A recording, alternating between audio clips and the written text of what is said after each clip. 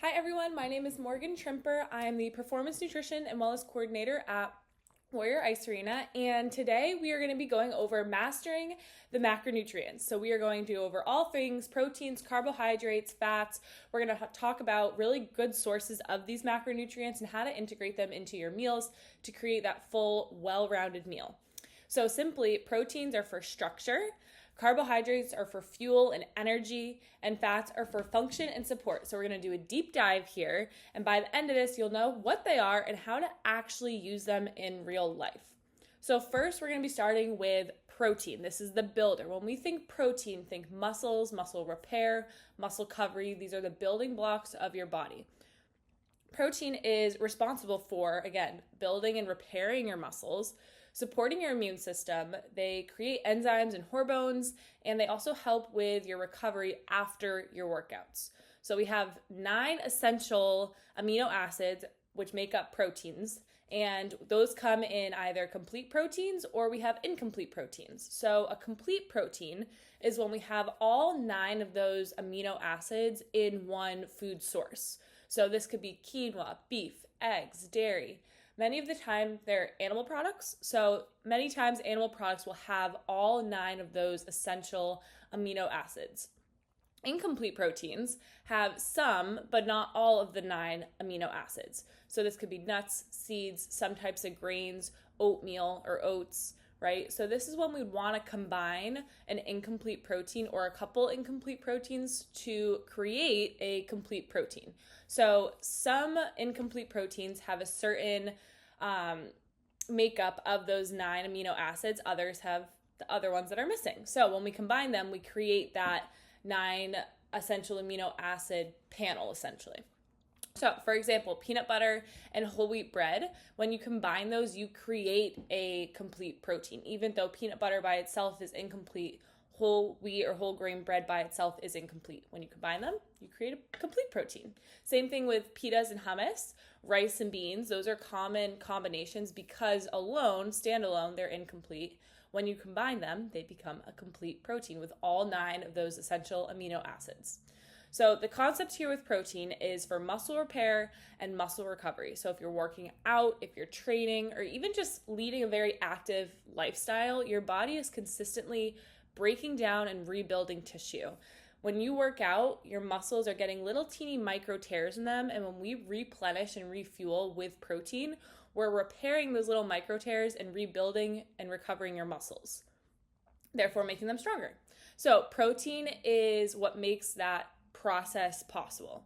So just some little tips here. One of the biggest mistakes that people eat is that they think they have to eat protein all at once. Their whole daily intake has to be taken all at one meal.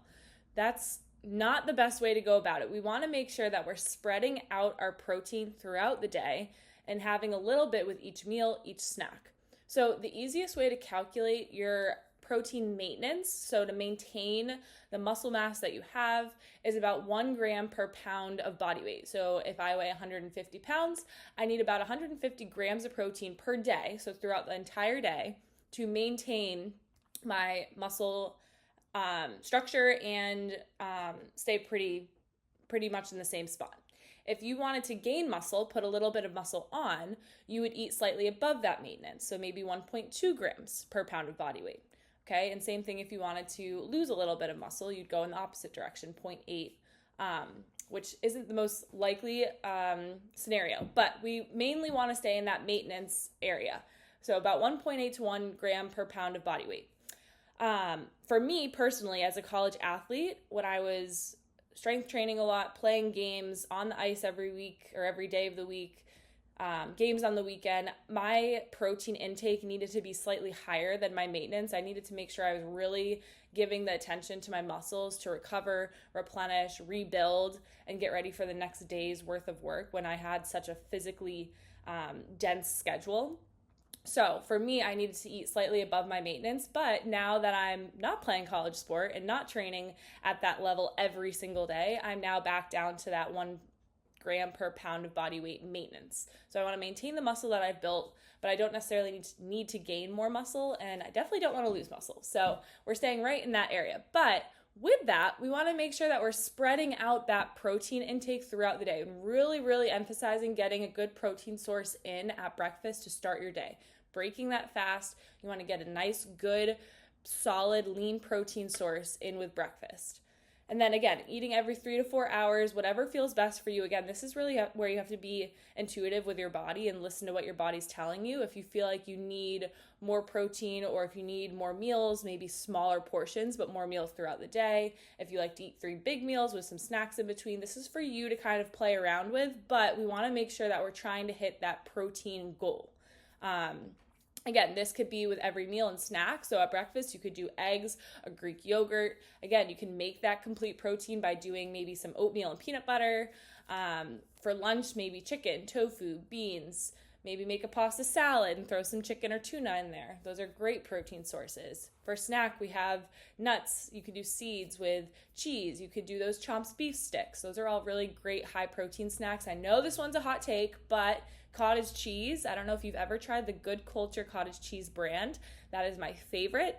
The consistency of it is amazing. If you're a texture person, this one is a lot better than other types of cottage cheese.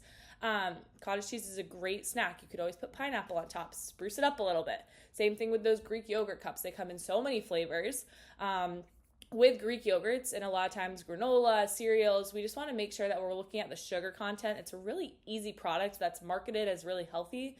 And oftentimes with the flavored ones, they sneak in a lot of sugars. So just being cognizant of that. But Greek yogurt is a great source of protein. It's a really quick on-the-go snack, so that could be a really quick option for you. And then the second piece here is the timing of it matters, especially when you're using it for a post-workout recovery macronutrient. So within 30 to 60 minutes after your workout, you'd like to get some sort of protein source in to initiate that muscle repair, that muscle rebuilding, and to recover a little bit faster to build that strength. So if you don't get enough protein, your recovery is going to slow down a little bit. Your muscles won't have as much energy to replenish and re-strengthen, and you might feel hungrier, right? You might feel a little bit more hungry. So if you're really prioritizing your protein, you're going to set your body up best, your muscles up best to repair, recover, and really initiate those processes, especially post-workout, getting that protein in, but making sure that we're taking that maintenance or our protein goal, whatever that is, to maintain, to put on a little bit of muscle, decrease muscle, whatever your personal protein goal is, and that number, making sure that we're somewhere close to it. Again, we don't have to be perfect with it. This is just kind of an idea, giving you a little baseline, but taking that number and really figuring out what each meal looks like. If I need 150 grams of protein, maybe I do 30 at lunch, maybe I do 30 at dinner, breakfast, right? Get the main protein sources in at those bigger meals and then kind of fill in the gaps with my snacks. But that takes a little bit of intention, right? Really planning ahead.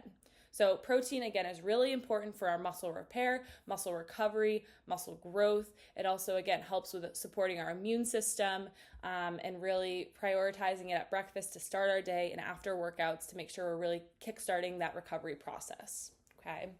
Next up here, we're going to talk about carbohydrates. So carbohydrates are often misunderstood, but they are the fuel, the gas in our tank. They are not the enemy. They are the body's primary source of fuel. So your brain, your muscles, your nervous system all rely heavily on carbohydrates, your hormones as well. Okay, so when we think carbohydrates, we think energy, we think performance, right?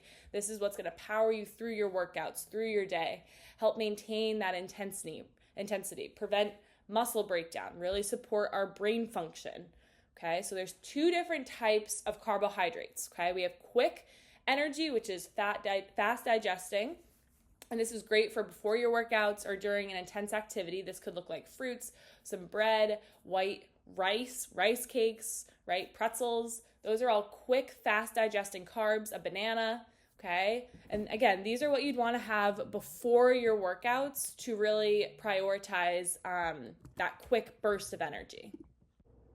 We also have some types of carbs that offer slower, more sustainable fuel. So this is like our whole grains, our sweet potatoes, our oatmeal. And these are really great for, again, longer lasting energy. They're going to keep you fuller longer. Typically, they're a little bit higher in fiber.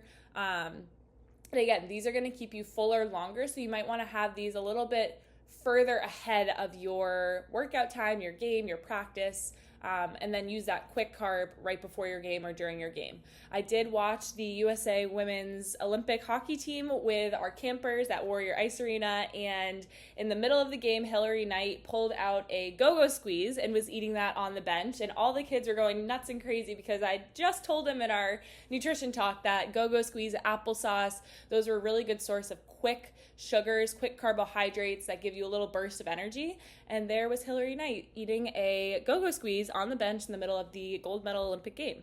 So that was a great visual of kind of how this carbohydrate source, this energy really works in the body and when to utilize it in the middle of your activities. So what happens if you don't eat enough carbohydrates, right? You might feel a little bit lower energy, you might have poor performance, you might feel fatigued or tired, and might have trouble concentrating. I asked one of the kids in one of our sessions that we did with a team what his symptoms were for if he feels like he didn't fuel enough or maybe have enough carbohydrates before his practice. And he said with that kind of trouble of concentrating during drills, he would either mess up the drill, do the drill wrong, do a piece of the drill wrong. So he wasn't fully concentrated and he was getting a little distracted, maybe a little fatigue tying in there. And then last piece, which I feel like is one of the most important, but you have an increased risk of injury. So we really want to make sure we're getting that good source of carbohydrates well before and leading up to, and again, during our exercise, our games, our practices, or if we're just on the go, making sure we have that consistent intake of carbohydrates to keep our energy level sustained, keep our blood sugar maintained throughout the day, so we're not getting really high highs and crashing and getting really low lows, right? So your body may even start to break down muscle for energy if we're not getting enough carbohydrates, which we don't want. Right? So real life example here is think of your body like a car. Okay, carbohydrates are the gasoline when you go to the gas pump and you fill up your car. That's like a carbohydrate. The gasoline that you're pumping into that fuel tank is your carbs. All right, so no gas. When we go up to the gas station, we open up our gas tank and we say, never mind, I don't want gas today. And we try to drive off and our car doesn't go anywhere. That's just like not putting carbohydrates into our body. Our body won't go anywhere. We have no gas in the tank, no movement. Okay, so if you feel like you're tired, if you feel sluggish, if you feel maybe more weak during your workouts, it's not a lack of motivation. It's not anything that you're mentally doing. It might just be a lack of fuel, a lack of fueling properly leading up to that activity. Okay, so we want to set our bodies up really nicely to be able to perform at our best through these activities. Okay, last piece here that we're going to talk about is fats. Okay. Again, an often misunderstood macronutrient, but fats are essential. They're not optional. They are essential for your bodily functions. They help with your hormones, your brain function, long-term energy. All right, so fats help really support hormone production. They help protect your organs, right? They absorb vitamins like fat-soluble vitamins, vitamins A, vitamin D, vitamin E, vitamin K. They help maintain your brain health, your brain function, and they provide energy for long duration, maybe lower intensity activities. We have a couple different kinds of fats to kind of run through here, but first we're going to start off with unsaturated fats. Okay, these are often liquid at room temperature, so if you have a hard time deciphering a saturated fat from an unsaturated fat, typically at room temperature, unsaturated fats will be liquid. Okay, so this is like avocados, avocado oil, olive oil, fattier fish, nuts and seeds, right? These are really high in unsaturated fats, okay? And these are really great for your heart health, for reducing inflammation in the body, again, to support your brain function. And then there's two different kinds kind of under unsaturated fats. We have polyunsaturated fats and monounsaturated fats. Really the only difference is their structure at the molecular level. But again, those are both under that unsaturated fat umbrella. So unsaturated fats are really, really great for inflammation, really great for your heart health. And again, they're most likely room temperature liquid at room temperature. Saturated fats on the flip side here, we still need, but we don't want to eliminate them, right? But we want to limit them a little bit more than maybe our unsaturated fats. So saturated fats are like bacon. Bacon has a higher saturated fat content. A lot of times more processed foods have higher saturated fats. fattier meats, so fattier cuts of steak, and then more fried foods.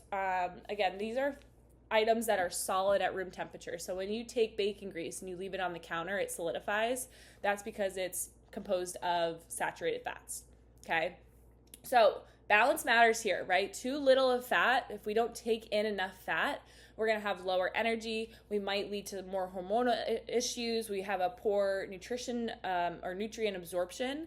But too much fat, and we might crowd out the carbs and protein. It might impact our health and our performance. So there's a nice balance that we need to strike with every macronutrient, but with fats specifically, okay? So prioritizing the quality of fats and not just the quantity, really getting good sources of high quality, healthy fats in our diet, right? And again, we're not eliminating saturated fats, but we're just being a little more cognizant of this unsaturated or the saturated fats and really prioritizing unsaturated fats like our nuts, our seeds, our trail mix, our fish, again, avocados, our really high quality extra virgin olive oil, okay?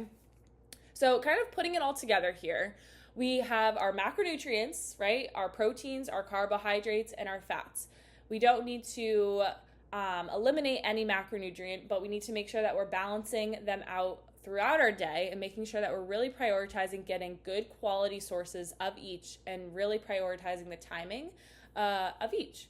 So including that really good lean source of protein, really prioritizing it at breakfast and after our workouts, adding in consistent carbohydrate intake for sustained energy throughout the day, but really making sure we're getting those really easy digesting, quick digesting carbohydrates in before your workout or during your workout or activity, including good healthy fats throughout your day. Again, nuts, seeds, trail mix, avocados, good olive oils or oils in general, right? And then examples of how this could look at a meal is a grilled piece of chicken. That's a good source of lean protein. Brown rice, right? Good source of carbohydrates. Also has good fiber. Avocado for some healthy fats. And then we have our vegetables, or however we want to incorporate some veggies as our micronutrients, our vitamins and minerals. So that's a pretty well-rounded meal. When I look down at that plate, I have a good source of lean protein. I have a good source of carbohydrates. I have a good source of fats coming from that avocado, and I have my micronutrients covered with my vegetables. Okay, so that's a pretty balanced, high-performing meal. So to truly master your nutrition, stop thinking in terms of restriction and start thinking in terms of function. How are these foods functioning in my body? How are they adding to my health? And what are they actually doing to support my body, right? So do I have enough fuel, right? That's coming from your carbohydrates. Am I eating enough carbs? Am I supporting my recovery? Protein. Am I eating enough protein to support my muscle recovery? Am I supporting my body systems, fats, right? Your hormones, your brain function. So because when you understand the macronutrients, you stop guessing, right? You start fueling your body with purpose.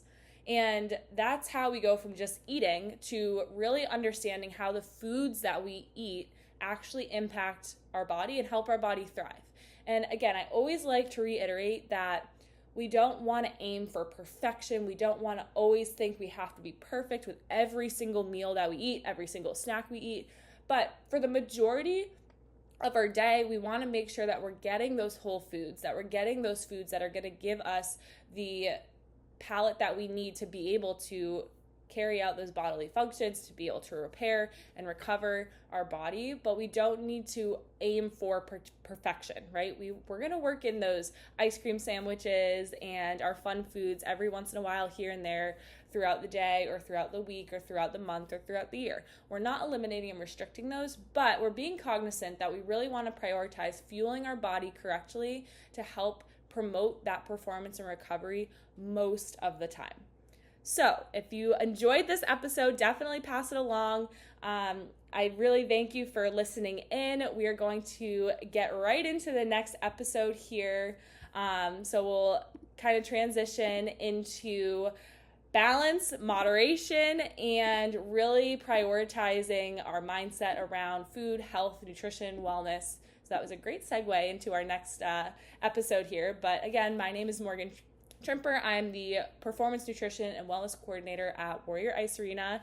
You can always reach out to me via email. Also, I like to post often on my Instagram, different recipes and content. So if there's anything you'd like to see, definitely let me know. And if there are any topics that you'd like to hear about or have me kind of do an episode on in a little bit more depth, definitely feel free to reach out and let me know. So thank you so much for listening in today, and I'll see you in the next episode.